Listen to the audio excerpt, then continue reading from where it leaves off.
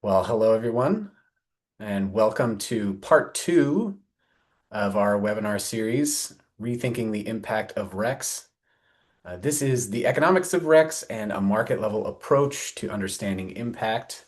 I'm Todd Jones from Center for Resource Solutions, and I'm glad you could join us. And to those of you who attended last week's part one, welcome back. I'll just start, as I did last time, with a brief introduction to CRS. We're a nonprofit organization that creates policy and market solutions to advance sustainable energy. Our work spans certification, policy and market development, and education. We run the Greenie certification programs, including Greenie Energy, which is the leading independent third-party certification program for voluntary renewable energy in North America. And we also engage with regulators and policymakers on renewable energy and greenhouse gas policy design.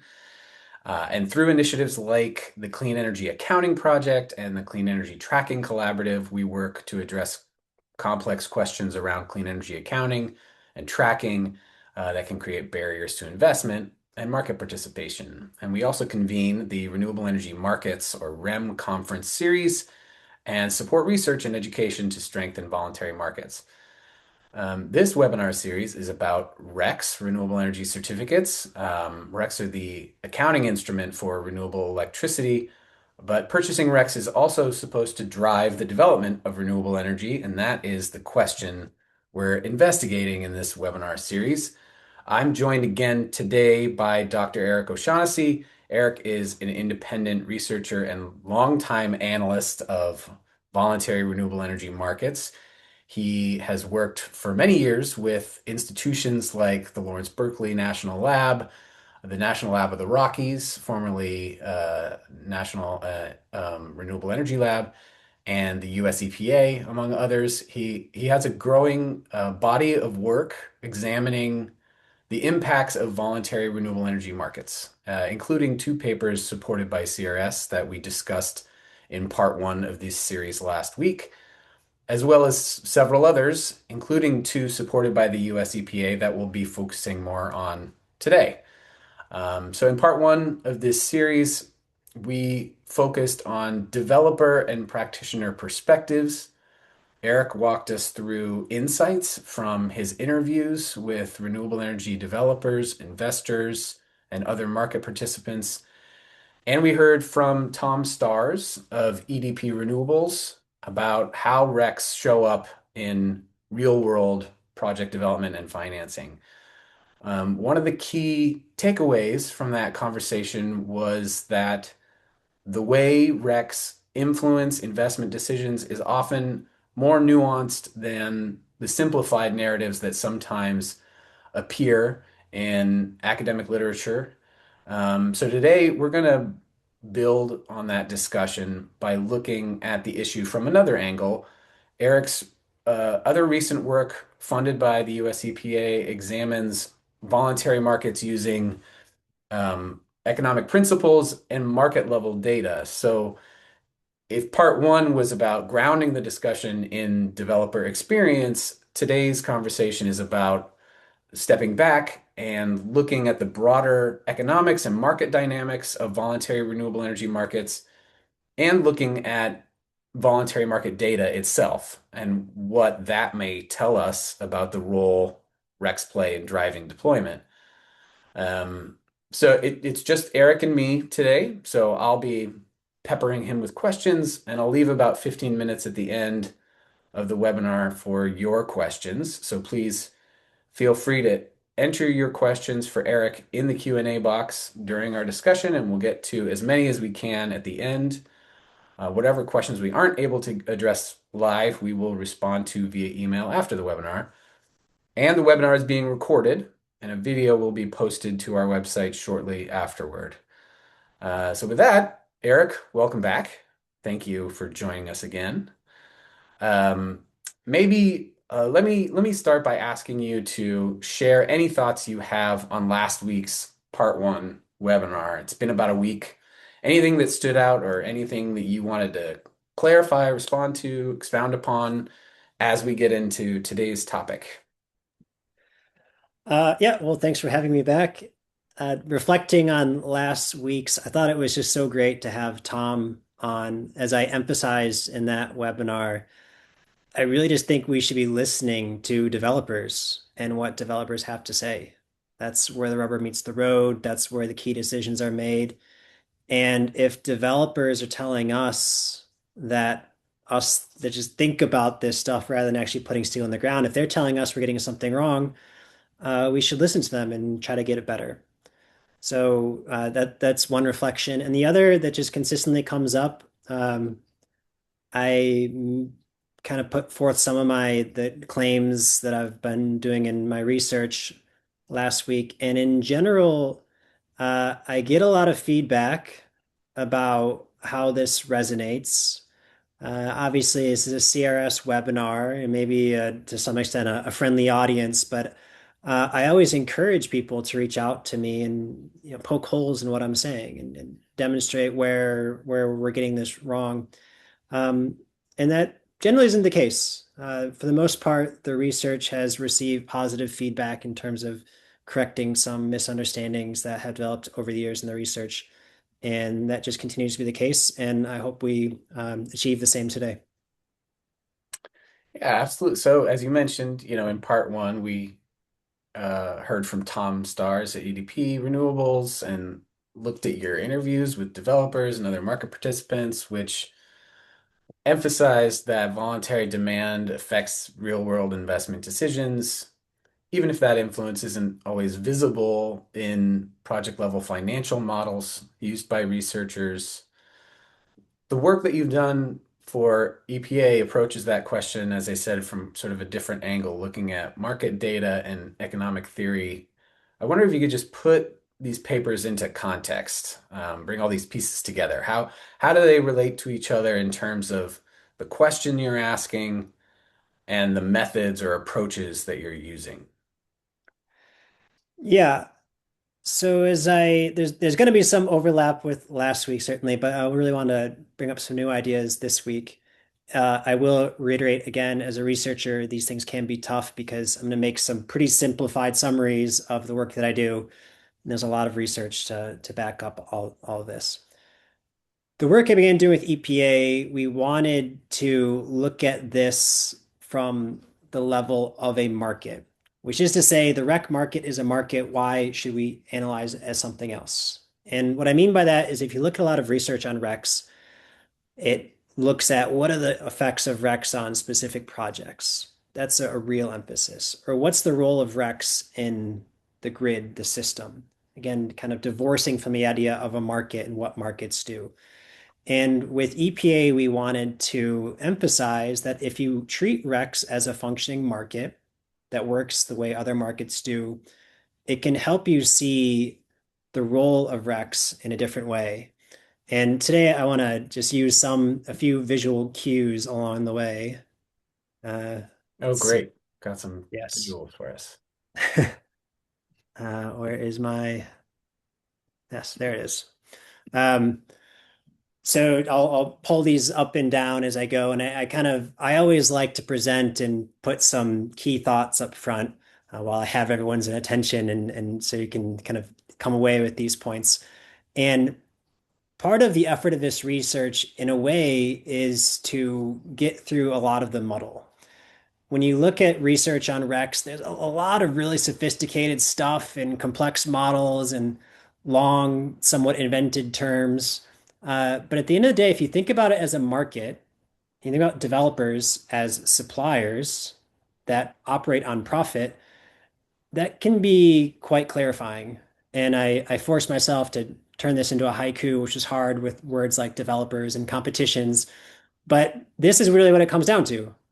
Developers are for-profit companies. Projects want money. Developers are constrained in this. It's a highly competitive industry. It's notoriously competitive. They operate on very low margins. So markets determine how much money that projects are able to earn. And RECs are part of that ecosystem.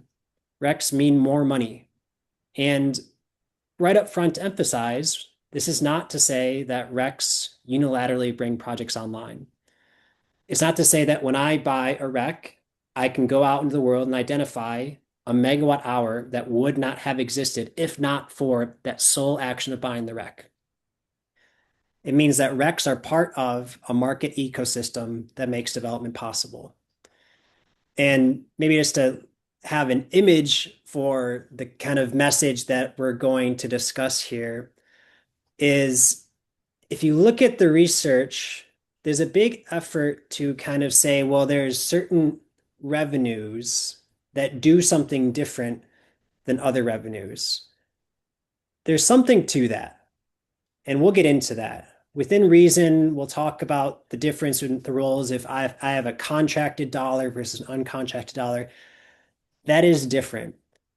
But just to try to clarify the way we think about this stuff, I think it's helpful just to remember that revenues at the end of the day are what drive projects. And it's not like developers have two distinct stacks for revenues that are impactful and revenues that are not impactful. And there's a lot of sleight of hand kind of magic tricks in the literature to make that distinction. And that distinction in my interactions with developers does not exist among developers. All right, so I think you explained the basics, but one of your central arguments is that you put this in the context of basic economic theory, right? And you have a paper on the economics of RECs that shows us all the equations and walks through this. But could you just sort of, I guess, frame what you just said in terms of the basic economic theory that you present, or can you walk us through sort of this central argument that basic economic theory suggests that RECs, particularly unbundled RECs, and maybe we should focus on unbundled RECs now, should affect renewable energy deployment. Can you walk us through why? And then also maybe explain sort of what role do the tight margins in renewable energy development play in this debate? Yeah. So again, a nice thing about thinking about RECs as a market is it allows you to think about RECs using economic theory. I'm not going to get too theoretical here. There is a working paper that, like Todd said, has equations if you're into that sort of thing. But I'd like to start here because I think a lot of people have this Econ 101 sense of two intersecting lines of supply and demand. But let's think about this from the perspective of a developer. If I'm a developer, I either develop a project or I don't. It can be very binary. It's not continuous and marginal in the way that you typically see things in economic theory. So we have this idea of an opportunity set. I'm a developer. Maybe there are 10 potential projects that I have in mind that have different capacities. I can't optimize them in the way that you could inside of an economic textbook. I either do develop those 100 megawatts or I develop zero. I can't do 100.5 if that's what my economic model is telling me. And as an individual developer, I'm a price taker. I go to the market and say, what can I get? That's the projected revenue idea. There is a price that the market determines. The price is an output of the market, and I either take it or I don't develop the project. And with this idea, we can kind of begin to move into the realm of economic theory that my opportunity set, what I end up developing, is determined by the intersection of my capabilities as a developer, my costs, my experience, everything that makes me unique as a developer, with how much money I expect to get. And that will determine which projects I develop and which ones I don't. The limitations of thinking in this sort of discrete way, it can be very tempting to look at this and say, oh, well, then the only thing that adds a new project is something that creates the difference between, say, developing 7 projects and developing 8 projects. This gets into this world of additional impacts that we only credit actions if they add a whole new project. And that creates this idea of additionality, which we'll discuss at some point. But for now, just this is a valid way of thinking about the way that developers view the world. To translate this into some economic theory and why this helps us think about why RECs matter, if you can think about zooming out, either from the level of multiple developers or one developer over time, you begin to see something like the more typical continuous supply curve. And again, from the perspective of the developers, the price is set by the market. So in economics, this is depicted by this horizontal line. And RECs, at the end of the day, the way they're imagined in this world is an increase in demand. An increase in demand shifts supply up the supply curve and results in more supply. And I just want to emphasize 2 points with this image, kind of this very Econ 101 type of image. The first one is that price is an output here. The market determines the price. So oftentimes in a very common critique of RECs that we discussed last week, we'll discuss today, is that the price is too low, or if only we can make the price higher. The price is a signal coming out of the market. It's not something we put into it. And the second point is if you think about there's any additional revenue here is going to result in a change in supply. There's no point here where the price becomes too low. If you kind of visualize shrinking down or expanding the distance between those two red lines, there's always going to be some change in supply. We talked last week about this kind of esoteric assumption of transaction cost. It's it's at best it's a footnote, but within reason, in economic theory, there doesn't exist an idea that a price is too low to affect supply. And that's why I think it's helpful to think in economic theoretical terms and why I can clarify why RECs affect development at the level of a market. And with that, I'm going to stop sharing this. I feel like, as is my wont, I got very maybe dense. So I'll let Todd ask clarifying questions. No, that was great. I want to get to this distinction between revenue that you sort of illustrated with your first illustration with the magic trick, and you said at that point, you know, there are some distinctions, and you mentioned contracted versus not contracted as being one of them that are important. But before we move away from these curves, demand and supply curves, I know that we're going to get to the second report you did on market level analysis, and there was some assumptions, I guess, related to elasticity. And so I think in that report, so I guess my question at this point is, to some extent, the impact is determined by the elasticity of these curves, right? And so do you want to wait until we talk about the market level report to talk about um, what you found or the assumptions that were made for that report related to the elasticity of these curves, or would you like to address that now? I mean, the general point you're making about how these things, how RECs affect, how demand affects supply, I guess depend on that elasticity, but the idea being that there is some effect there, I think is the overall point, right? Yeah, I think it's good to talk about now because it's helpful in thinking about this idea of impact. Because one thing, there's a lot of economic arguments in this space, but in economics, there isn't really this idea of impact. It's kind of taken for granted. In a market, if you infuse money into a market, suppliers are going to respond. There's no magic involved there. And so this is kind of a unique space where we're having this debate about whether additional dollars in a competitive market does something to supply. It's almost something that's taken for granted. So transitioning to this level of impact, in the market level report, we talked about if you add revenue to a market, what is going to happen to supply? What's going to happen, it all depends on this idea of elasticity, which essentially is how responsive are firms to an increase in their profit or an increase in their revenue. We don't get into the numerical details here about different levels of elasticity, but suffice to say that renewable energy is highly competitive, and all the evidence suggests that the industry does respond to changes in revenue and changes in profit.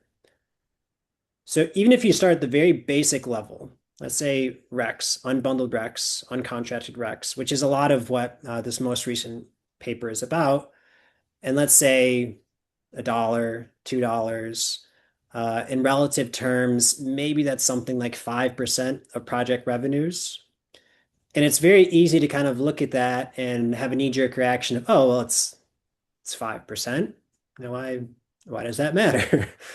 Uh, but in a highly competitive market where every dollar counts, 5% is going to translate to something like at least a 5% increase in supply, assuming something like a one-to-one response in dollars, and likely a bit more.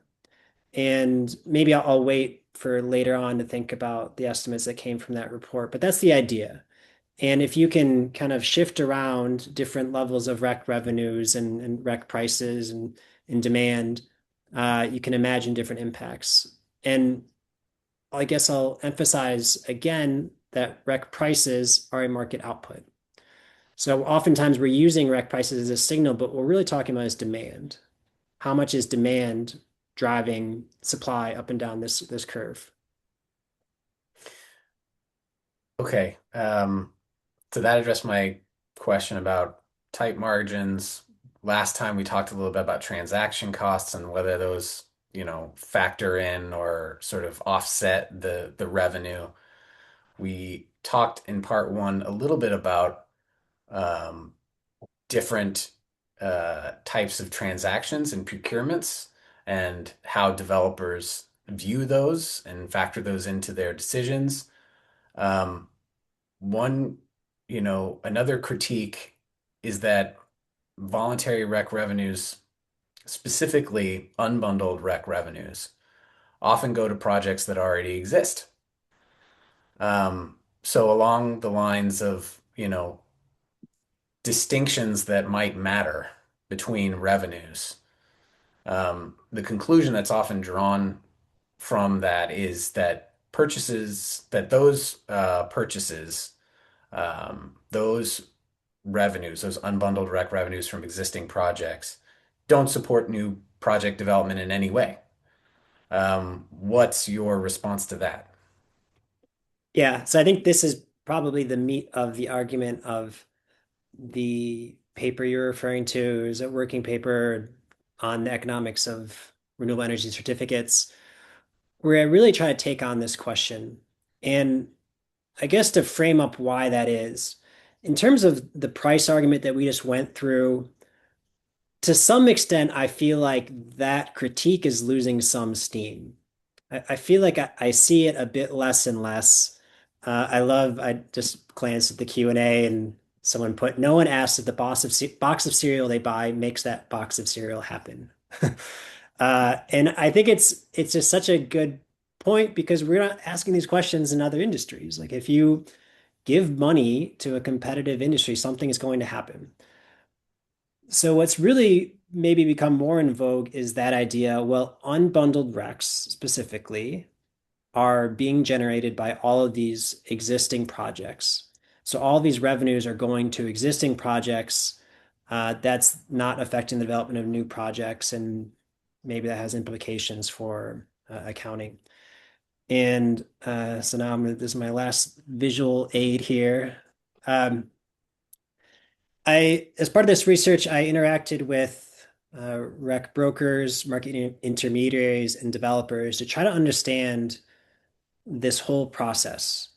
And I'm still learning, and I hope that people watching this will reach out to me and help me understand it better. But in a simple way, what we have are projects generate recs, and then a bunch of relatively confusing stuff happens. Maybe the recs go straight to end users. They might go through traders or brokers. There's all the different names. There's exchanges. It can be really complicated. And I think that makes it easy for critics to go, well, all these dollars are being lost in the middle. And what is even accruing to the project? So that's one part of it. I think it is a relatively complicated market and a complicated industry. And that kind of enables complex sounding arguments about why this doesn't work. But then importantly, what happens when the rec revenue does eventually accrue to the project? And whenever people say, well, the rec revenue accrues to an existing project, so my reaction kind of always is, so what? What happens to the money? That next question is something that I haven't really ever gotten a firm answer to from people that make these arguments. Where does that money go? It accrues to existing project, and then what? Sometimes I've heard this idea, well, it's just profit, as if profit is a bad thing, as if profit is not what is driving the industry to begin with. So just in general, I have this impression that the argument, and there are certain people that believe that RECs accrue to existing projects and they disappear into this void, this black hole, and are never seen again. As I said last time, maybe you could identify certain exceptional circumstances where something like that happens.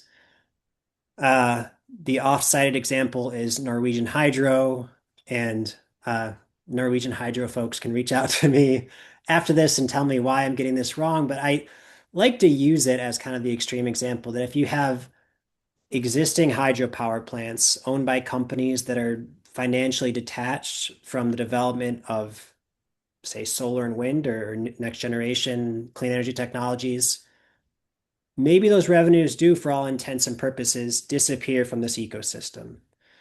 But as I mentioned last time, we need to be able to differentiate the exception from the rule. And I think something like that is the exception. And the rule looks a lot more like this. So revenues accrue to existing projects. Uh, and where do those revenues go? Well, they go to project owners.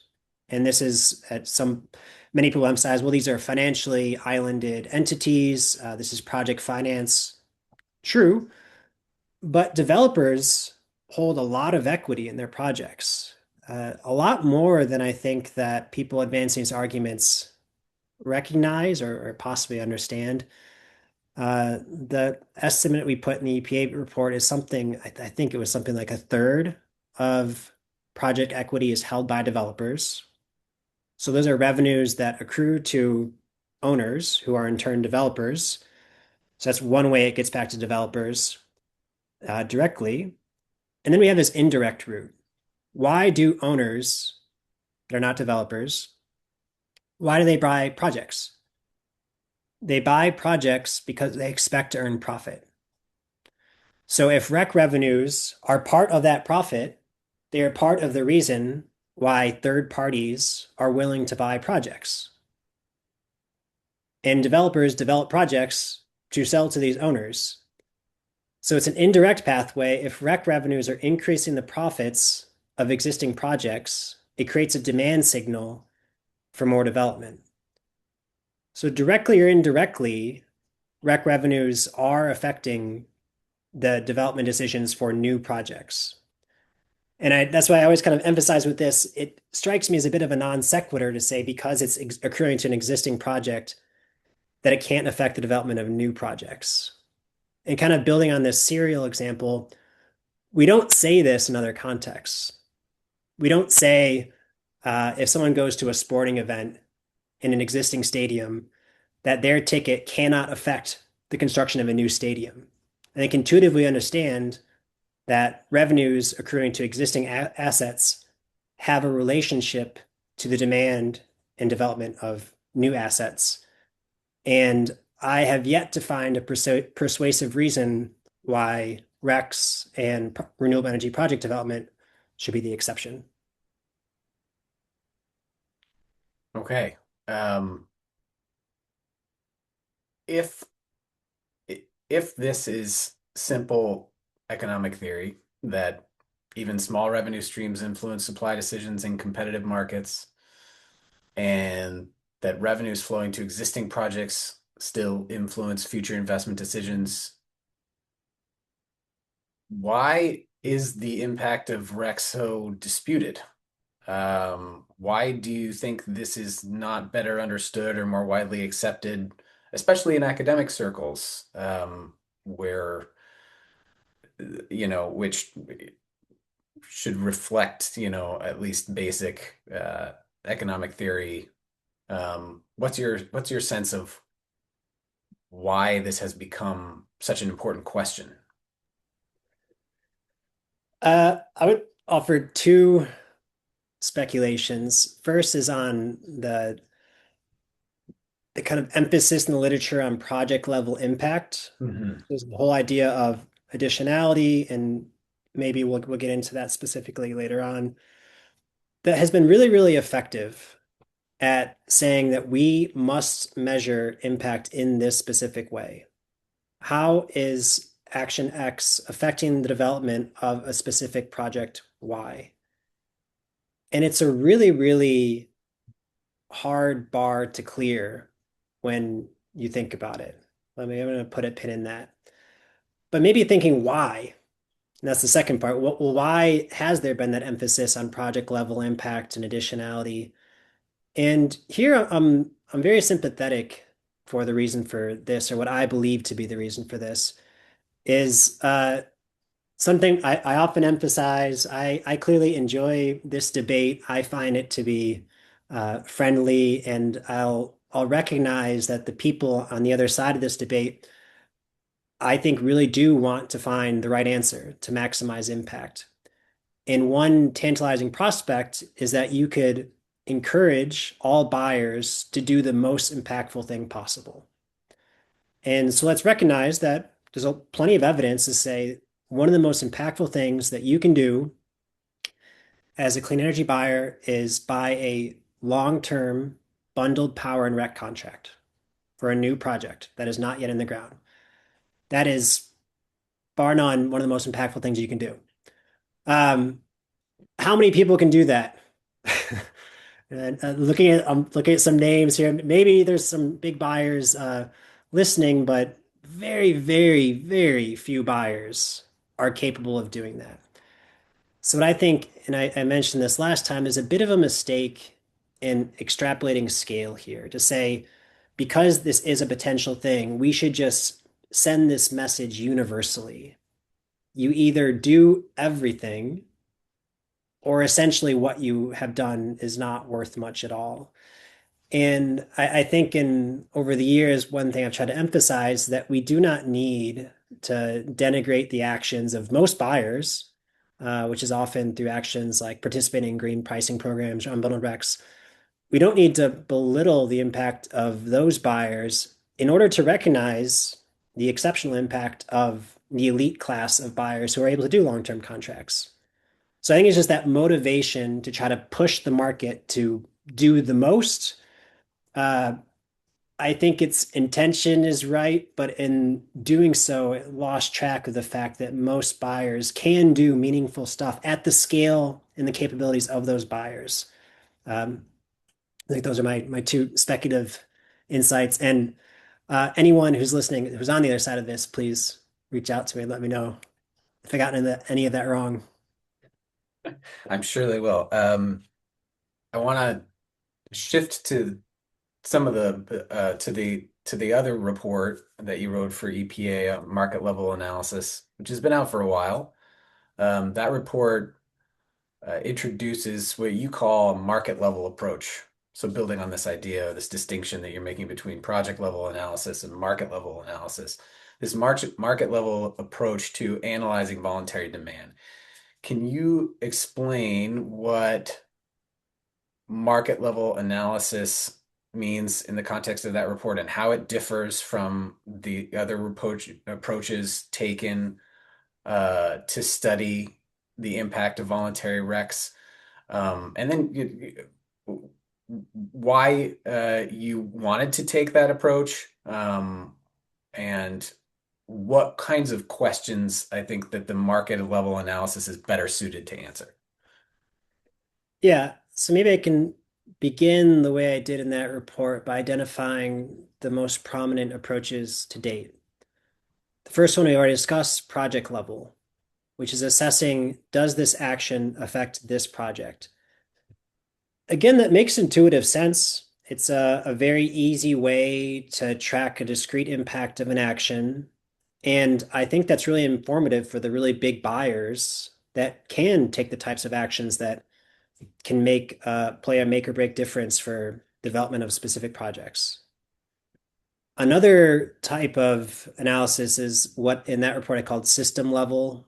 And this is using system modeling to say, do these actions make a difference in the grid, the long-term system planning and grid operations?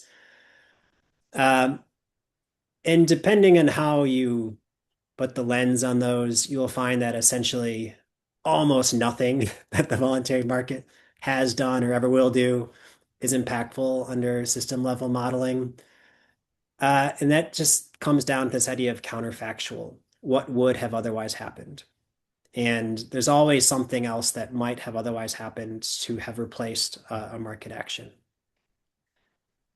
My motivation for trying to come up with this other concept is that both of those end up unsatisfying in the fact that you can watch money change hands and then have the conclusion that nothing happened. So in project level analysis, you often see this thing, well, there was rec revenue there, but it didn't play a make or break role Right. in the development of that project. So, and and then there's kind of a blank. Well, then it didn't do anything. That's a bit counterintuitive because then what happens to that money?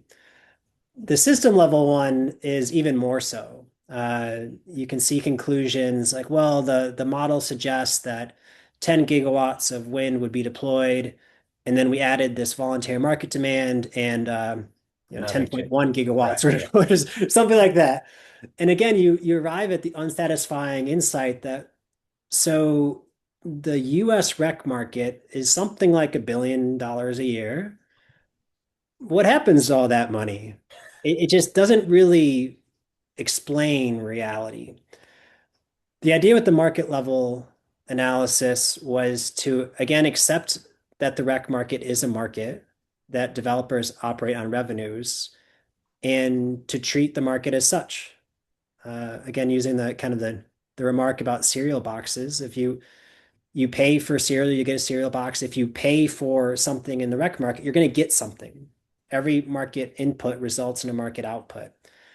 And then in that report, we apply some basic assumptions, building on literature and the evidence to just get a very rough sense of what, given the amount of demand there is in the voluntary market, what would you expect a market like that to produce?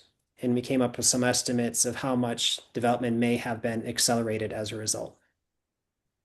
So the report looks at several different indicators of voluntary market influence: the market size, growth, long-term contracts with voluntary buyers, voluntary market revenues, corporate procurement commitments. Um, is it all of these in combination that sort of demonstrates the influence of voluntary demand, or which of these indicators do you think is most important? Just the overall size of the voluntary market? And then a follow-up question, this market level data has been available for years, since at least the beginning of the Green E program. Why has it been so difficult to connect this data, these just general market indicators that we release every year? Here's the size of the market, here's the volumes, and here's the by category, here's the growth of the market. Why has it been so difficult to connect that data about market size to new project development, or to use it to establish the impact of the markets on project development? So sorry, that's two questions. But the first question is, about the indicators Yeah. of which one's most important. And the second is about why it's been difficult to connect that market level data to this question about market impact. Yeah, on the first, I definitely will not identify one that matters the most. Part of the reason we did that the way we did was that if we were to present any one of those metrics, it's like, oh, okay, I guess a few $100 million of revenues is nice and all, but by presenting five or six different metrics. We wanted to create that picture of you cannot ignore this market. This is not a rounding error. This is not something that is kind of convenient. This is a meaningful, sizable contribution to the way projects are developed in the US. Looking at revenues from unbundled RECs, looking at the amount of long-term contracts, looking at market signals like clean energy buyer commitments, all of that comes together to just generate confidence in development. And I think we really heard that from Tom last week. I don't think he would necessarily emphasize this is the one aspect of the voluntary market we rely on and everything else can just go away. It all creates this kind of ecosystem that uh, we rely on. I use a lot of analogies, and in this one, I often think that development is a team sport, and frameworks like additionality, this kind of project level binary thinking, it focuses very much on the game winning goal. Like who got the game winning goal? But when you do that, you lose sight of the fact that there were so many different players and actions involved that led up to that point. So, what really did bring a project online is a very tough question to answer. Uh, and I just think that through work like this, we can recognize the complementary roles of the whole ecosystem of actions that leads to successful development. Why haven't we done this so far? I think in part it's because the type of people that compile and consume market level data, it almost wouldn't occur to them that this was necessary. And that would include myself. So as Todd mentioned early on, I've been working with NLR for 10 years now, compiling market data. And over there we create the estimates each year of how big the market is. And to some extent, that sort of speaks for itself. I assumed. But at some point, about 5 years or so ago, I realized it really doesn't speak for itself. That people kind of don't take that on face value, and they kind of need an extra causal extrapolation of what does all of this amount to. In the last webinar, I spoke briefly about some of the significant methodological challenges of estimating impact in this space. I primarily work at the labs in econometric analysis doing this type of causal work, and I just think it's very, very difficult to do with the voluntary market. So the idea of generating and putting together all these market level metrics and then trying to spell out why in aggregate these create, to me, a very clear picture of impact, I think is probably the best way we'll get at some sense of the impact. And if you look at the report, all of our estimates are big ranges. Our high level summary point was that the voluntary market has driven something like a 7 to 25% acceleration of development. We're not trying to be precise. We're not trying to overstate the evidence, but we are trying to say that within reason, we can conclude that this market has had an impact, and then we can debate about the size, the significance of that impact. But I think market level analysis really helps clarify that you can't ignore the voluntary market in the way that project and system level analysis are prone to do. I'm gonna jump around here, but you mentioned this uh, estimate that the voluntary markets have driven somewhere between 7 and 25% renewable energy deployment over the past decade. And you make the distinction between that and additionality, which I'm going to get to in a second. But um, how should people understand or interpret that estimate? First of all, it's a quite a range. Second of all, well, I'll just leave it there. How should people interpret those numbers and sort of the lower and upper bounds, and what does driven mean in this context? Yeah.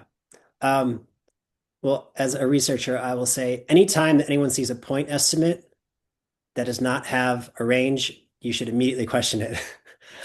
Every number ever produced from research is wrong. Uh, Within the best we can do is identify bounds and say, well, we think it's this, plus or minus X. So that 7 to 25% comes from different assumptions. the low end of that essentially says all we're going to give the market credit for is the revenue. That's it. All that matters is the money. If you think that, maybe something like a 7% acceleration. At the higher end, it was kind of this indirect impact of what's being supported through long-term contracts. It goes a bit beyond the money. And again, you can look at the report for all the underlying assumptions. And this idea of what does it mean to drive? And I think that is probably a pivot into this distinction between additionality and marginal causation. So when I say that the voluntary market drives development, again, I do not mean that you can go and find specific actions and map them on a one-to-one basis to new development. Uh, so much of this debate is semantic and we can get hung up on these words, but what I think we should shift to is an understanding, which is far more common in economics, that marginal actions have marginal impacts.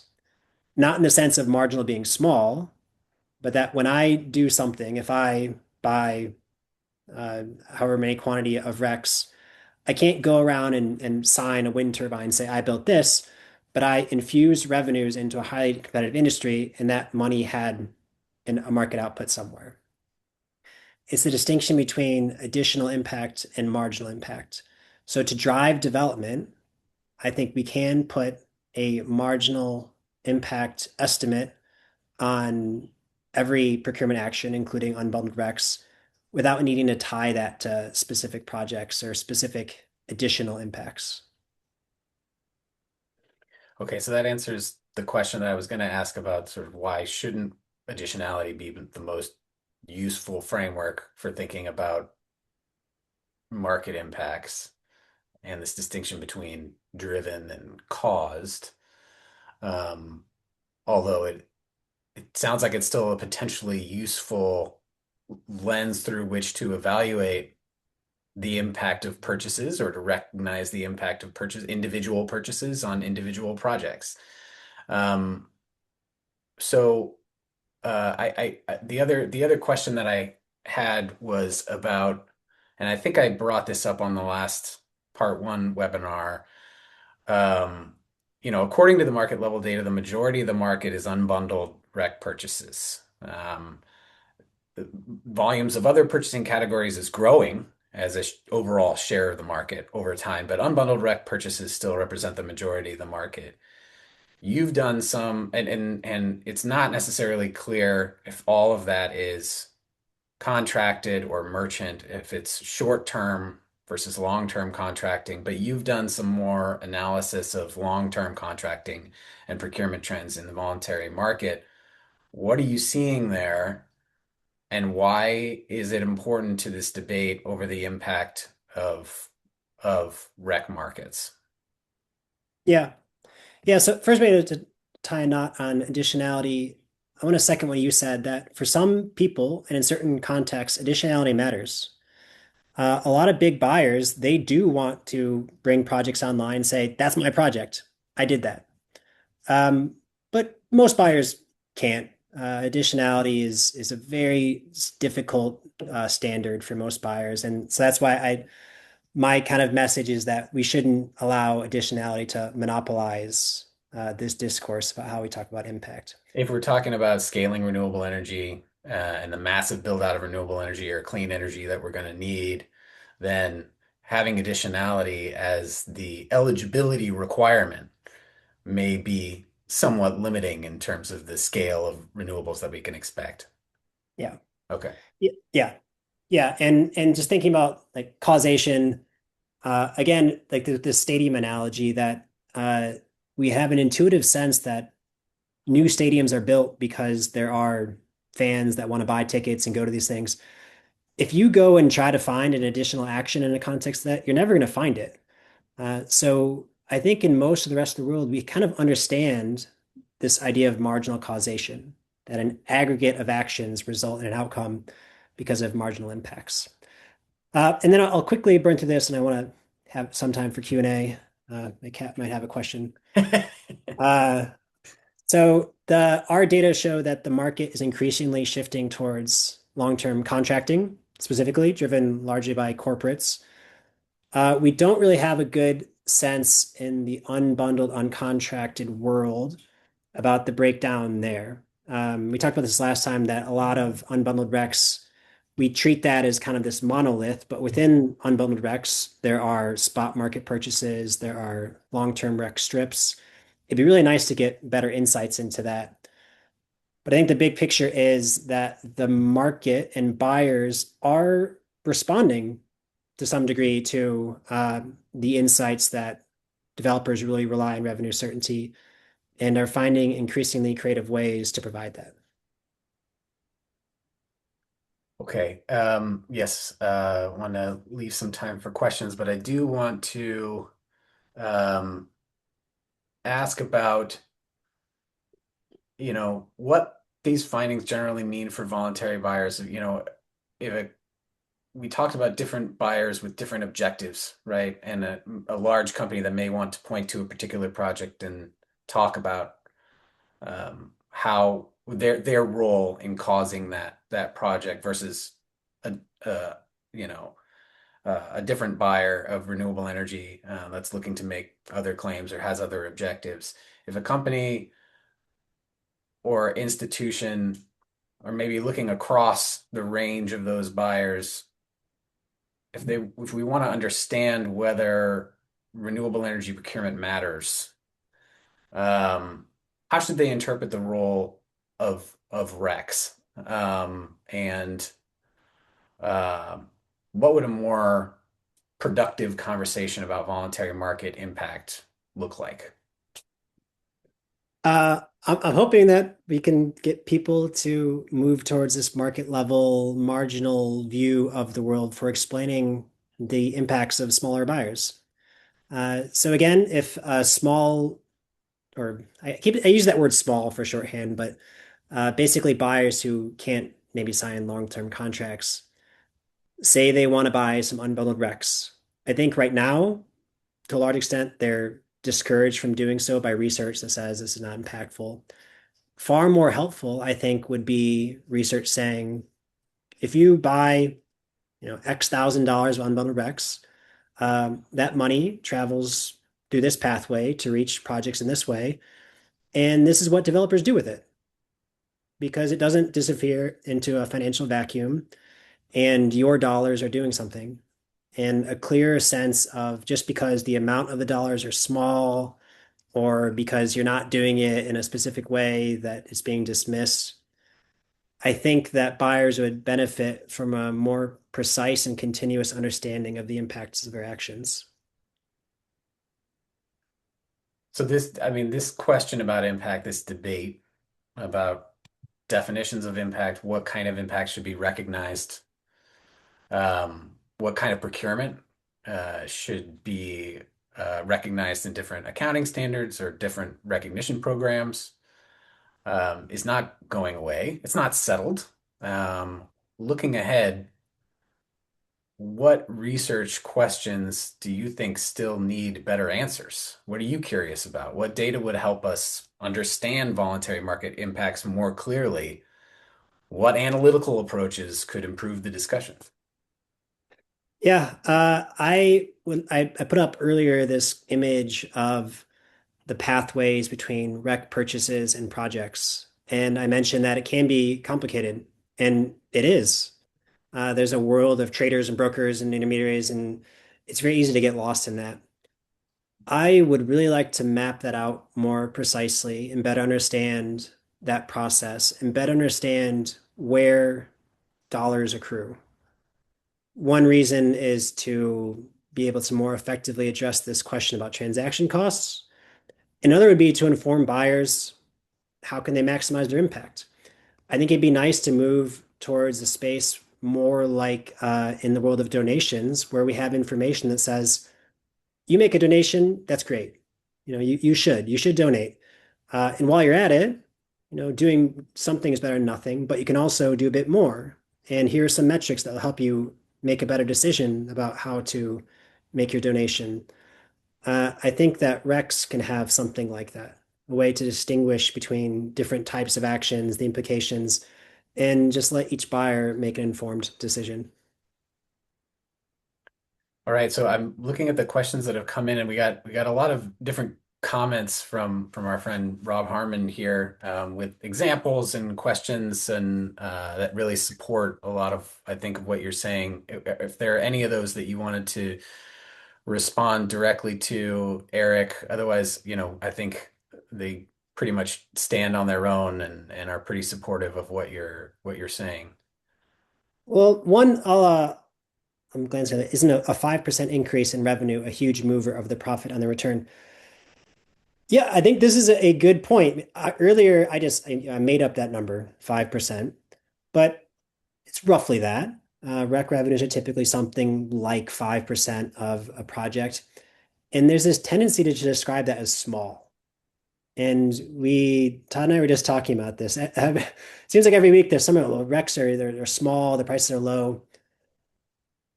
5%, that's a bit in the eye of the beholder, for one, if that is small. And I think to Rob's point, 5% when you're operating on a 3% profit margin is enormous.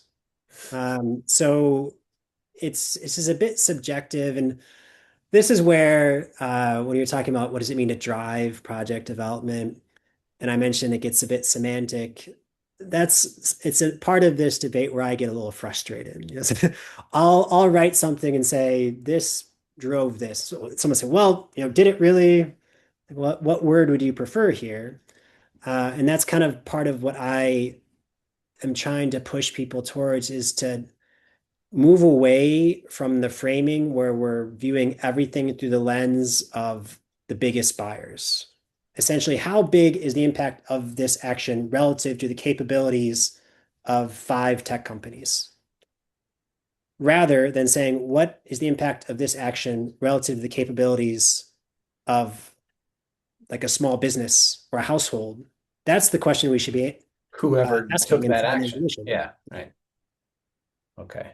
Um, there's a question here about solar design changes and the potential threats to land use once the solar facility becomes operational. I'm not sure that's relevant to our conversation today. Other than that, I didn't see very many other questions, and hopefully means that you communicated all of these ideas so clearly, and that there's just not a whole lot left to discuss. Although I would encourage everyone to look at, first of all, the report that you wrote for EPA market level analysis, as well as the working paper,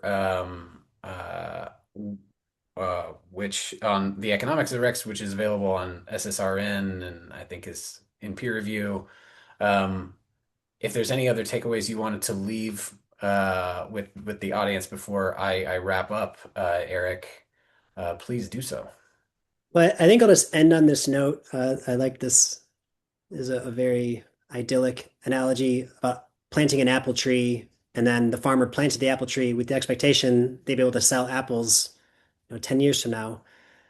That's that question of timing that has become so critical in this debate about our rec revenues accruing to existing projects and because those are on the ground, how's it going to drive new projects? And again, that's why I began with that kind of haiku in the beginning to just keep in mind that projects are built to make money. And it's something I said in the last webinar, projects are built to make money. Projects are not built because they think people use their electricity. They're built with the expectation of revenues. And RECs are part of that. Again, they're not 100%, and we shouldn't expect them to unilaterally bring projects online, but they're part of the financial and market ecosystem that makes development possible. Okay, and a challenge to all other webinars and all other organizations to begin your webinars, all of your communications pieces, LinkedIn posts, with a haiku that represents all of your and wraps up all of your main points at the beginning. So I think that's a good way for us to communicate. As we wrap up today's conversation, I just want to, I want to highlight a few key takeaways for me from parts two and part one last week. And this reiterates a few things that you said, Eric. But first, when we step back and we look at voluntary rec markets through the lens of economic theory and this market level data, the idea that unbundled rec purchases, even from existing projects, have no impact becomes much harder to sustain. Even in markets where rec revenues are relatively small, the evidence suggests that they often play a real, if sometimes indirect, role in shaping investment decisions and expanding renewable energy deployment. That's a significant conclusion, given again how I started part one by explaining that this assumption, this talking point that unbundled rec purchases are not impactful has become so pervasive that it's almost a starting assumption in many contexts, academic contexts, policy contexts, standard development contexts. So that's important. Second, how we frame this question and the approach that we take to answering the question, I think matters a great deal. So approaches that focus on project level financial modeling or strict additionality can miss these broader market dynamics, particularly the cumulative or marginal effects of voluntary demand across the system. Financial modeling, along with other capacity expansion models, while they're valuable tools, can produce these results that are sensitive to assumptions and may not capture the real world complexity. The voluntary market does generate this revenue. That revenue does do something. And the impact of certain rec markets, particularly voluntary merchant rec markets, can be difficult to isolate and test empirically. And so this, econometric and other quantitative analysis that you're used to doing may not be best suited actually to answer this question. And third, um, you know, this has important implications for how we think about voluntary action.